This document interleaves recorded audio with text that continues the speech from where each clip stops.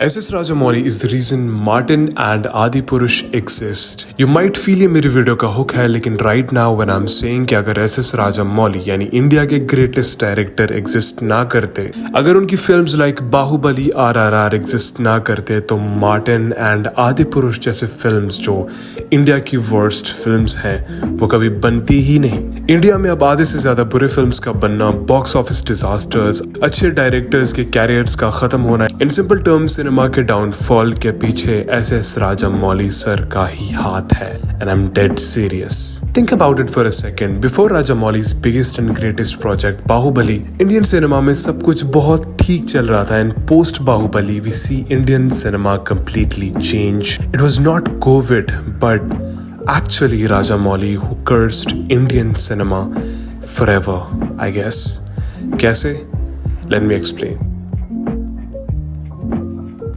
SS Rajamouli is a genius, the cinema prophet, from fanboying over legendary Spielberg, from getting admired by James Cameron to making everybody move with the Telugu song Nato Nato and eventually winning an Oscar for it, from casting a fly as the main protagonist in a film to a fucking transformation montage of that fly. Rajamouli is that guy. Rajamouli is him. SS Rajamouli की creative genius की कोई सीमा नहीं है. This man is with no doubt the greatest director जो हिंदुस्तानी मिट्टी पर जन्मा है. हमने उनके कैरियर की सक्सेस ग्राफ अच्छे से देखी और हम ये बात जानते हैं कि how he has transformed Indian cinema for the best. लेकिन what if I tell you and I prove to you कि Rajamouli's genius has unintentionally destroyed Indian cinema.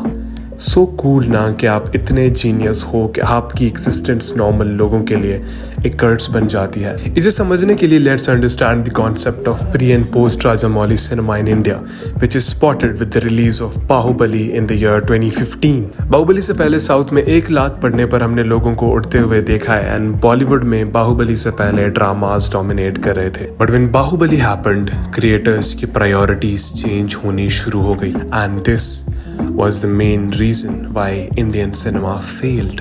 Film making का पर्पस हमेशा से रहा है क्रिएटिव बर्स्ट, कहानियां सुनाना। Film makers film बनाते ही इसीलिए हैं क्योंकि फिल्म से, फिल्म मेकिंग से, कहानियों से उन्हें खुद प्यार होता है। लोगों में डाइवर्सिटी की वजह से we have always had diverse films, diverse stories and diverse ways of telling those stories. Film making का प्रोसेस फिल्म मेकर्स के लिए कैथारसिस का तरीका होता है, जिससे वो अपने अंदर के जज्बात, आइडियाज को बाहर निकालते हैं। और ये मैं तब की बात कर रहा हूँ जब SS राजामौली ने बाहुबली नहीं बनाई थी। And when Rajamouli smacked Indian cinema and world cinema with Baahubali, some very obvious things changed. Rajamouli की बाहुबली बनाने के बाद अब हर एक्टर, डायरेक्टर, प्रोडक्शन हाउस को एक ना एक बाहुबली टाइप की फिल्म चाहिए थी, no matter what. Baahubali and other Rajamouli films were successful क्योंकि राजामौली काफी ग्राउंडेड सिनेमा से सीखकर अपनी प्रोग्रेस ट्रैजेक्टरी फॉलो करते हुए बाहुबली के बड़े स्केल ऑफ स्टोरी तक आ पहुंचे थे। लेकिन लोगों ने सिर्फ और सिर्फ उनकी सक्सेस देखी, वो ट्रैजेक्टरी नहीं। And every film maker forgot the essence of film making. अब उनको बस एक बाहुबली जैसी फिल्म चाहिए थी, 1000 करोड़ वाली फिल्म चाहिए थी। यहाँ से प्रॉब्लम स्टार्ट होनी शुरू हो जाती है। ये वही पॉइंट है जहाँ पे पैन इंडिया का कॉन्सेप्ट आया और यहीं पर सिंपल ग्राउंडेड स्टोरीज की जरूरत और इम्पोर्टेंस फेड होने लग गई। अब हर डायरेक्टर का मकसद बन गया बॉक्स ऑफिस पर 1000 करोड़ वाली कोई फिल्म देना, जिसका इंस्पिरेशन उन्हें आया था SS राजामौली के जीनियस बाहुबली के बाद और उनके बाकी अचीवमेंट्स के बाद। The very reason SS Rajamouli will never make a bad film is कि वो खुद फिल्मों से प्यार करते हैं। Lately I have been watching a lot of SS Rajamouli content. उनके ऊपर जितनी भी डॉक्यूमेंट्रीज आ चुकी हैं, उनके पूरे फिल्म मेकिंग प्रोसेस को गौर से देखने के बाद आई कैन श्योरली से कि उन्हें फिल्म मेकिंग से प्यार है, इसीलिए वो फिल्म्स बनाते हैं। He himself is a movie lover, he has a passion for movies, जिससे वो बेहतर मूवीज बना सकते हैं। SS राजामौली और बाकी डायरेक्टर्स में बुनियादी फर्क यह है कि वो अपने क्राफ्ट पर ध्यान देते हैं, जबकि बाकी डायरेक्टर्स प्री प्रोडक्शन से पहले ये स्टेटमेंट्स देने शुरू कर देते हैं कि उनकी फिल्म 1000 करोड़ पार करेगी।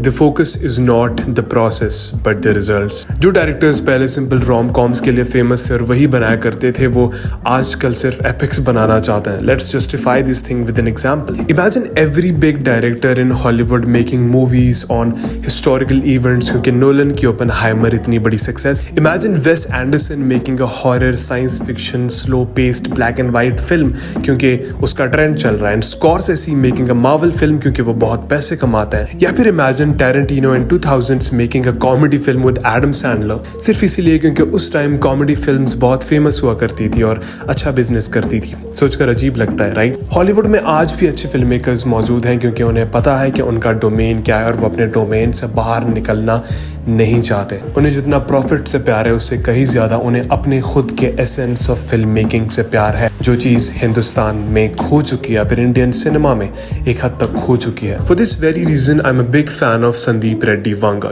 वांगा मुझे लगता है कि एक ऐसे फिल्म मेकर है जिन्हें बाकियों से कोई मतलब है नहीं, वो वही बनाना चाहते हैं जो वो बनाना चाहते हैं।